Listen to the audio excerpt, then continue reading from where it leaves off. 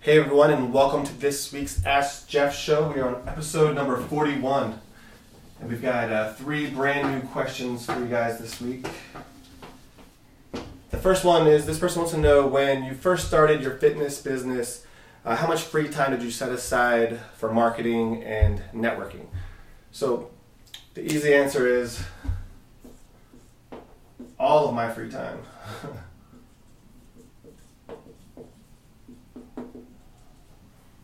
When you first start your business, the number one issue that you have is just people not walking in the front door. So you got to put all of your resources, and usually in the beginning, the number one resource that you have is time. As I've said before, like, you either have time or you have money. If you don't have money, then you have to spend your time, and that's where like 90% of new trainers with a new gym or a new studio end up with not a lot of money, but a lot of time because they don't have a lot of clients. So you want to spend all of your time with networking and marketing. And so networking, you're going to be able to leverage. It's all about leverage. So I would focus on networking with leaders in your community. Join the Chamber of Commerce. Maybe join, like a BNI group, a networking group. Where you're going to meet other business owners in your area and spend a lot of your time networking with those types of people, ministers, other business owners, like I said. People that are catering to a similar clientele in a non-competing way, those types of people. And then as far as marketing, again, you either have time or you have money.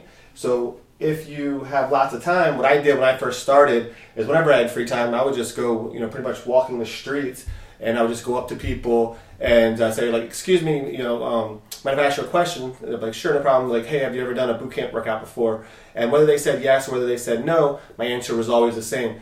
That's great, and I just started a brand new indoor fitness boot camp down the street. I would love for you to come take a workout, on me, and I'd love to get your opinion on it and see what you think. Would you be interested in doing that? Most times they say yes, and I would get their name. At that point, I should already have their name, and then I'm going to ask them for their email and tell them that I'll send them a follow-up with some more information about it, and then I ask for their number. You don't want to ask for their name, email, and phone number all at once. It's like too much, and they're probably going to push you away and say, never mind, I'm not interested. So get their name when you first meet them, when you start interacting with them. And I just did what I call my 10 a day. And this is before, I met Bedros and some of the other marketers out there and learned marketing. I didn't know any better, and I just did what I call my 10 a day. And Monday through Friday, when I didn't have clients and have anything to do rather than just sitting in there waiting for somebody to walk in the door, which I knew they wouldn't, I just went out and got 10 names and numbers a day, and I wouldn't go home until I did. And I spent all of my free time doing that. And when I started my gym, I was in the Air National Guard, so I had to go to the Guard, once a month. I was going to school full time because the studio that I got was like $900 a month, plus you had like utilities and stuff.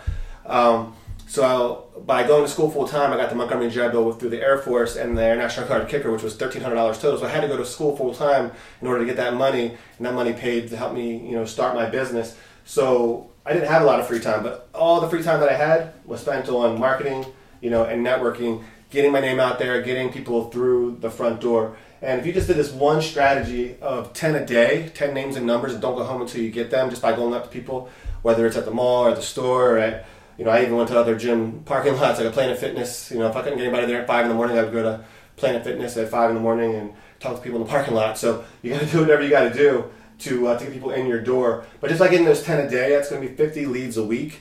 And if you only were able to get, out of the 50, 5 people to actually come in and take you up on that free workout, and then if you were only able to close, just let's say 2.5 of those, so half of them, which isn't very good, you're still going to get 10 new clients a month, and if you're charging $200 a month, it's going to be an extra $2,000 a month every single month. So by the end of that first year, just by that one strategy, conservatively, you should get $24,000, a month. So when it comes to how much of your free time should you be spending in the beginning, it's all of it. It's the only problem that you have. You don't need to worry about systems and all that stuff yet. Just worry about getting, people in the front door, and then once you start making a profit, start what I call buying your time back. So once you start making a profit, you want to buy your time back.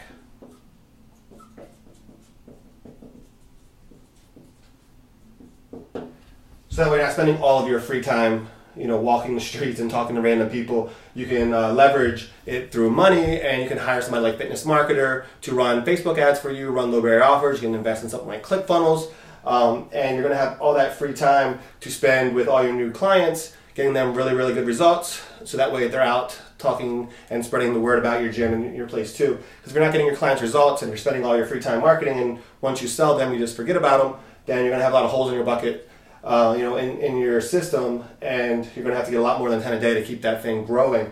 So once you start making a profit, that's when you invest back into your business and into yourself and buy your time back, and you don't have to spend all of your free time on networking and marketing. But in the beginning, you do.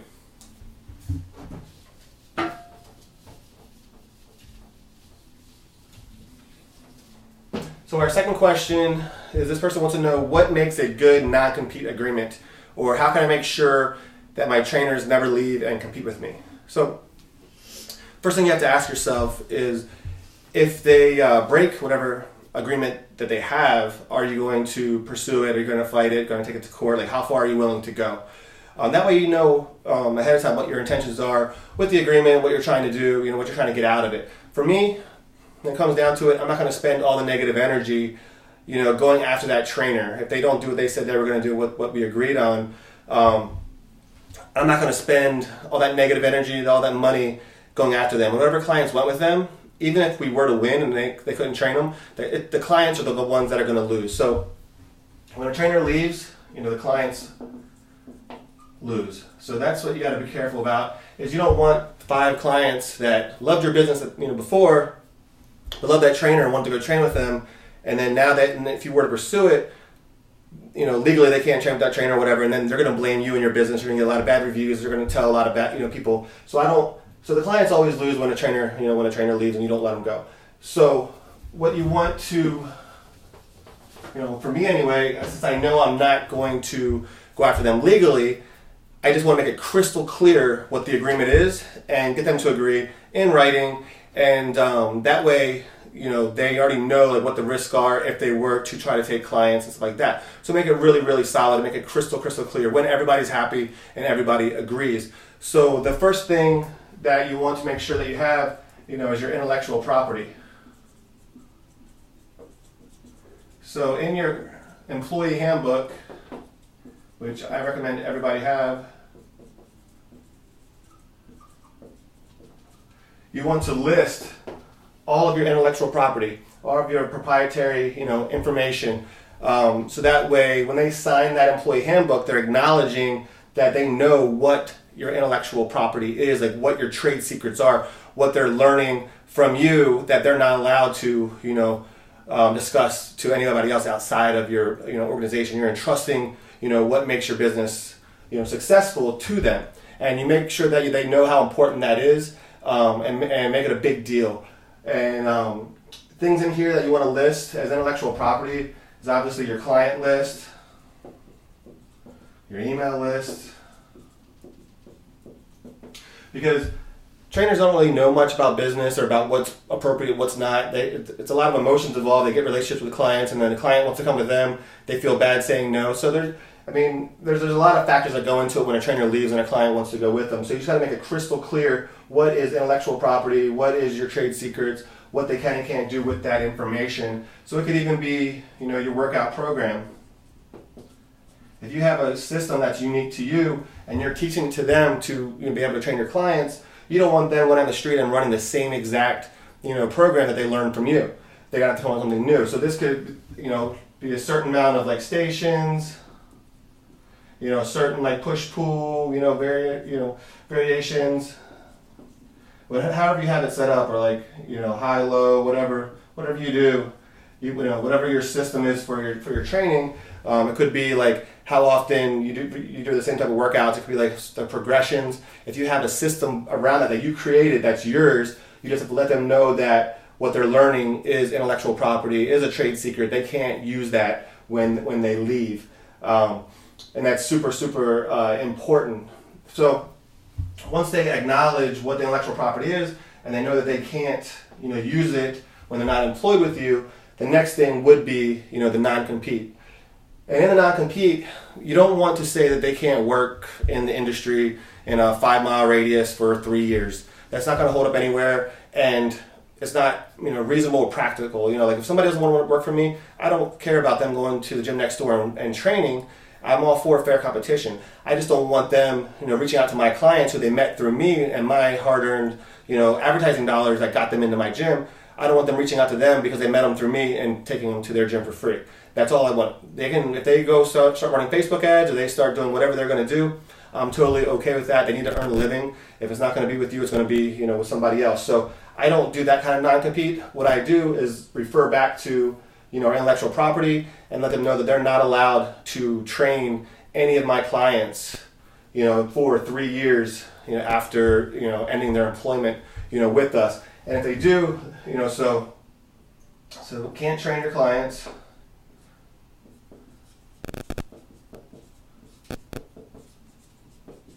And we put on there, can't train clients for 3 years after termination. And if they do, it's $1,000 per occurrence. So again, I'm not going to go to court over this, but what I always do is, whether it happened or it didn't happen, let them know that somebody had left before and they trained 2 of your clients and you pursued it and they paid you $2,000, and it ended up being worth it for them because they ended up doing one-on-one training. They were charging $900 a month, so they got their money back practically the first month. Where if they were doing a boot camp, it would take 5 months, at $200 a month to get the money back. And let your trainer, so I just tell a quick story of how that happened and how we were able to work it out, and it might make sense for them to pay it, not a big deal if they really want to train that client.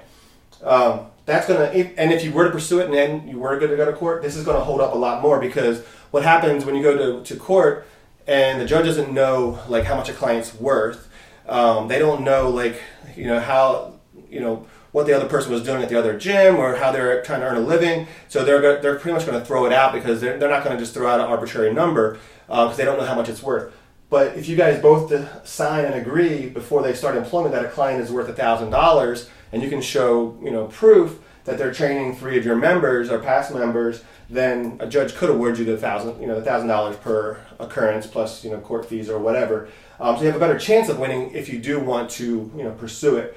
But just by having this in there, by listing this and letting them know, when you leave here or when you're working, if you're my trainers, none of hardly any of them were full-time. Our head trainer was the only full-time trainer. The rest of them might have worked 10 hours or 10 sessions a week or whatever, and then they had some one-on-one clients at some other big box gyms, which was fine. I didn't have a problem with that. The only thing that we have in our employee handbook is that if they're employed by us, they're not allowed to promote any other fitness programs on social media while they're employed by us. They can only promote, our gym, which they don't have to promote our gym if they don't want to, but they're not allowed to promote any other gyms or fitness program that they run or do while they're employed, with us. So that way, I don't mind if they work somewhere else, because they have to piece together a full-time job, a full-time pay, because 10 hours a week just isn't gonna cut it for them. But by having that in the employee handbook, so they know what they can and can't do, by having how much a client is worth in the non-compete, they're 99% less likely to go out on their own and take your clients with them. The other thing I always do is don't ever talk about how great you're doing at your business financially, or don't make it look easy to run your business, because that's one thing that's going to encourage them that that they can go out and do it themselves as well and compete with you. So always talk about all the hard things and how tough it is to run a business, how tough it is to be a business owner, and how in the beginning the business owner doesn't make any money really. They get paid the least out of the entire company for the first year or so, whatever. So just keep letting them know all the different expenses. Don't talk about how much money you're making, because all they see is $200 a month. We got 50 people in for this challenge. 30 of them stayed at $6,000 a month, plus the other clients that we have, and they don't know any of the expenses or any of the risk, any of this hard stuff. They just kind of figure out what profit is potential, and then they all end up wanting to do their own thing anyway. But just identify how much a client is worth, and then let them know per occurrence. Let them know they can't train any clients for 3 years. The only tricky part with this is that at first I put past clients. Well, they don't know who past clients are, and the only thing is that if you can prove that they solicited them through Facebook or something like that, then you could call them out on this. But if somebody trained with you like a year ago and then the person canceled their membership a month before the person was hired, and they ended up meeting them through another gym, and then you saw them training on Facebook or whatever, you can't go trying to get the $1,000 from them. But for me, I always just want to cut ties as quick as possible, and move forward in a positive environment, try to get new clients. If they take 2 or 3, I might, just send one message or one phone call, just let them know that I know and that you expect them to do the right thing and pay. If they don't, then just wish them well and move forward, and that's going to be your best bet when it comes to a non-compete.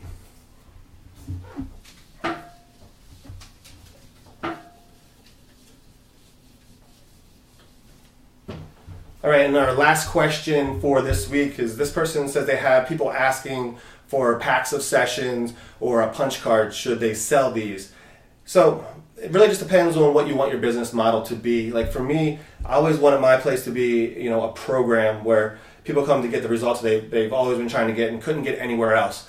And all the other programs that are out there, are limited because of X, Y, and Z, and ours is just all encompassing. You get everything you need to get the results that you want. And that's how we separate ourselves from being different. And it's not always about being better, it's about being able to show how you're different and how that difference makes it easier for you to be able to hold your clients accountable and get them the results that they want. So for me, when it comes to selling sessions, my initial answer would be no sessions, no sessions or packs. I don't even like 2 times a week or 3 times a week programs. I like everything unlimited.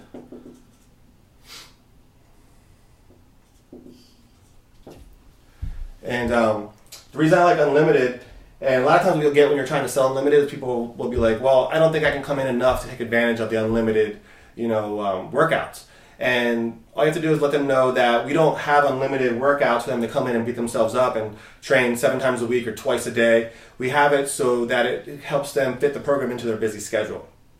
Depending on what their goals are, we only recommend 3 to 5 workouts, a week. Because the problem is, if you offer sessions or packs or 2 times or 3 times a week programs, even though it's going to look a lot more enticing to them to get that, and even though we know that's not the best program for them, and if they opt for the 2 times a week, so they just want to check it out or whatever, and we know that they really need 3 to 5 times a week to get the results they want, we're doing them a disservice by selling them a lower package. They're going to buy the lower one because they're trying to save money. So by just having a limited program, you're either in our program or you're not, and everybody's in it together, and your program looks whatever your program looks like. The person over here, they can come in 1 time less because their diet's better or they're more active outside the gym or whatever, but they're still getting the same results. The results are where the value is at. So what you're really selling is results.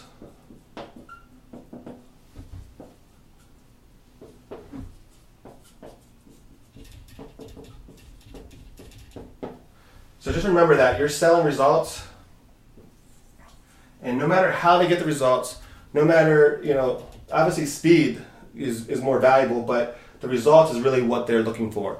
And for most people, when they come in, it's a certain weight, but really as they, keep progressing through your program, it's really how they feel, and just being happy, having more, energy, more focus, be able to handle, all the things that life throws at them, while they're getting more confidence about their body and about themselves. So I always stick to the limited program. You're either in or you're out. It's one price. You can either commit for a year and save, or you can do month to month and cancel anytime. I know a lot of business models that sell sessions. Orange Theory is one of them, and they do great. They have a waiting list. It's hard to get in some of their early morning classes, but they're just selling the workout. And I never, as a trainer, as a coach, I never just wanted to sell a workout. I never wanted to just own a gym. I wanted to actually coach people into getting the results that they've tried for years and years and never been able to get. That's what made me feel good. That's what I started my business for. So I got away with sessions, got away with packs, got away from 2 or 3 times a week programs, got away from selling the actual workout. Because coming from the personal training industry, it was all about how much you charge per session. And just get away from the sessions. Everything's included. The sessions, follow-up consultations, the nutrition, accountability, everything is included. It's an unlimited program. You get everything that we offer for one low price. And what you're selling is results, because that's where the value is at. So unless you want your business model to be sessions, just get rid of them and go with unlimited. All right, that's it for this week, guys. I'll talk to you soon.